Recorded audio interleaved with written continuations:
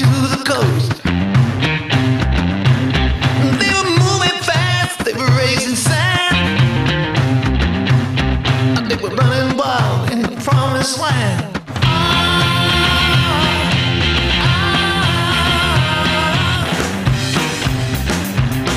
The Father, Son, and the three wise men, reading on the cover out in Bethlehem. Will they heal the sick? Can they raise the dead? Will they bring it on home like a good book said?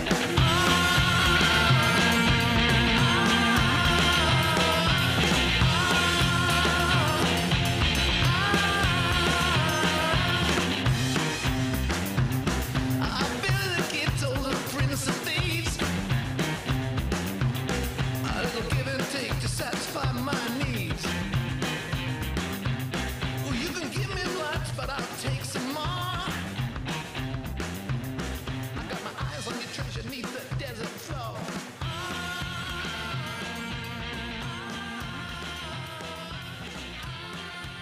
Monsieur François Hollande, si vous venez en Tunisie, dans le sens et dans l'élan de concrétiser ce qui a émané de ce pays qui s'appelle les États-Unis, ce pays qui est un peu le terreau de l'apparition de religions de tout genre, qui finalement ne sont que des sectes, et vous savez bien que les États-Unis, ce sont des États de fondation purement franc-maçonne. Et Bartholdi, c'était un franc-maçon qui a envoyé la statue de la liberté pour les États-Unis. Donc, je défie, d'abord vos médias, les médias français. S'il y a un jour une occasion où il avait parlé un peu de ce qu'on appelle la réserve fédérale. La réserve fédérale qui maîtrise un peu la souveraineté américaine en ayant main basse sur la monnaie américaine qui est le dollar. Le dollar, vous le savez bien, il n'appartient pas aux Américains. Ces mêmes personnages qui ont fait la réserve fédérale, ils ont été aussi derrière la création des Nations Unies, derrière les accords de Bretton Woods, la naissance de l'FMI et la naissance de la Banque mondiale. Vous savez bien que le FMI, c'est le médecin assassin. John Perkins, l'un des assassins économiques qui a maintenant tant de vidéos sur le net qui circulent et où il rapporte comment ils ont fait tomber combien d'États par cet outil d'assassinat économique à travers les crédits octroyés par ce médecin assassin qui est le FMI. Donc c'était comme ça qu'on domine un peu les nations, comment on s'attaque à leur souveraineté à travers cette machine-là de la réserve fédérale, de l'FMI, des Nations Unies qui ont dévié carrément de ce qu'ils ont avancé comme objectif. Donc, il est maintenant clair et net que comme les États-Unis, c'est un pays terreau des religions, qui n'ont rien de religion, mais qui sont tout juste des sectes, des cercles secrets. Alors ces cercles secrets, maintenant, je vais mettre un peu du général au particulier, du mondial au local tunisien. Quels sont ces sectes-là dont on ne parle jamais dans les médias officiels, qui sont, dans une démocratie, les outils qui appartiennent au peuple de plein droit pour être bien informés sur ce qu'ils sont en droit de connaître. Alors, vous savez bien, Monsieur François Hollande, et vous ne pouvez pas ignorer que le cercle Bilderberg, c'est un cercle de toutes les conspirations mondiales qui prépare l'arrivée du gouvernement mondial. Le groupe Bilderberg, vous savez bien qui est-ce qu'il abrite et comment ces réunions se tiennent. Elles se tiennent secrètement chaque année, sans préavis, peut-être une semaine avant la tenue de leur réunion. On peut apprendre où leur réunion va se tenir et surtout quand on sait que cela se passe dans le secret le plus total avec une sécurité vraiment illégitime et injustifiable dans une démocratie où chacun a le droit de savoir qu'est-ce que ces décideurs sont en train de faire de son pays et de sa souveraineté et de ses décisions souveraines.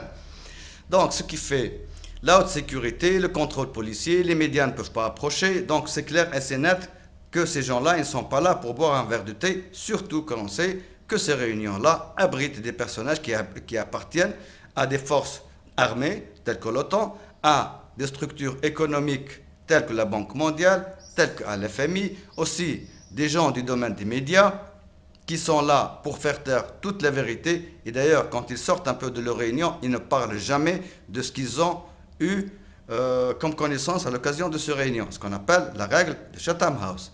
Ça veut dire qu'ils sont tenus à la confidentialité.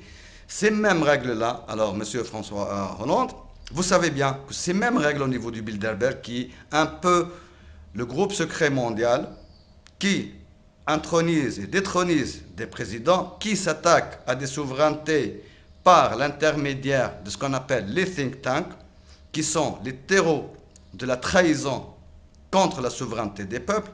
Vous avez une structure chez vous en France qui est calquée sur la même structure des Bilderberg. Là, vous savez de quoi je parle. Je parle du dîner du siècle. La place Concorde, donc le dîner du siècle, vous avez été au moins une fois. Comme vous avez aussi votre ancien Premier ministre auprès de Sarkozy, M. François Fillon.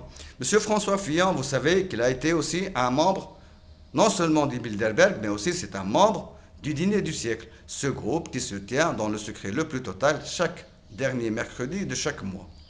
Et que jusqu'à maintenant, jamais n'ont été divulgués, n'en a été divulgué le contenu de ces réunions-là. M. François Fillon, on le sait, à l'occasion du forum du Qatar qui s'est tenu le 22 mai dernier, il a eu une réunion en marge de ce forum, si ce n'était pas un prétexte, ce forum, pour que cette réunion tienne, entre François Fillon, un membre Bilderberg, aussi un membre du dîner du siècle, et qu'il se tienne en réunion avec M. Ali Larith, chef du gouvernement tunisien, dont je vous dis qu'il n'a aucune légitimité et que je demande que l'on soumette au code pénal, lui et tout ce gouvernement-là, parce qu'en Tunisie, nous n'avons pas de justice, nous n'avons pas d'avocats, nous n'avons pas de juges. Tous, ils sont aux ordres à votre secte. Donc, ils ne sont pas là pour cautionner les attentes du peuple, mais ils sont là pour gérer la misère que vous leur imposez. Voilà, je ne me voile pas la face, je vous le dis en face, directement, sans aucun intermédiaire. Donc, alors, vous venez avec des objectifs, des intérêts à gérer. Ben, Monsieur François Hollande, je veux bien vous signifier que le peuple tunisien est un peuple ami au peuple français qui subit les mêmes joues de cette dictature sectaire mondiale, que ce soit celle des Bilderberg ou de ce qui se tisse un peu dans le cercle du dîner du siècle. Donc, les peuples, nous sommes des peuples amis, on ne peut que s'accueillir les uns les autres. Mais on ne pourra jamais, jamais et jamais accueillir ceux qui nous oppriment. Ceux qui sont là au nom d'une présidence factice, issue d'une démocratie factice, qui sont là non seulement pour gérer la misère, mais pour l'imposer la misère. Pour imposer la misère et l'ordre abkao et le désordre social total. Votre approbation de la loi pour les mariages gays et l'homosexualité étant soutenue, non pas soutenue, mais encore un peu sous les joues et la menace et la pression d'un certain Berger, un homme des finances, un peu qui décide à la place du peuple de sa souveraineté à travers votre personne. Donc, s'il dit pourquoi pas on loue pas un utérus comme on loue la force de son bras, eh bien ça dit tout.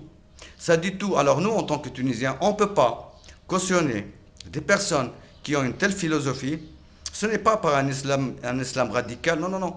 Ça tient à la bonne foi. Alors, si, depuis la Révolution française de 1789, l'objectif de la Révolution a été dévié et que la Révolution a été faite par une minorité de gens qui appartiennent au cercle encyclopédique, soi-disant, alors que ce sont des jansénistes qui ont essayé d'abolir la notion de la royauté, de la royauté du royaume pour écraser tout juste un fait. C'est que le royaume de Louis XVI, c'était le garant du pain. C'était le garant d'une économie de besoin et non pas une économie de luxure. Alors, depuis cette révolution-là, la politique de Bernard de Mondeville, la politique économique qui repose sur la luxure aux dépens de l'économie, du besoin et de la survie, ça veut dire chaque citoyen a le droit de manger, d'avoir un toit, de s'habiller.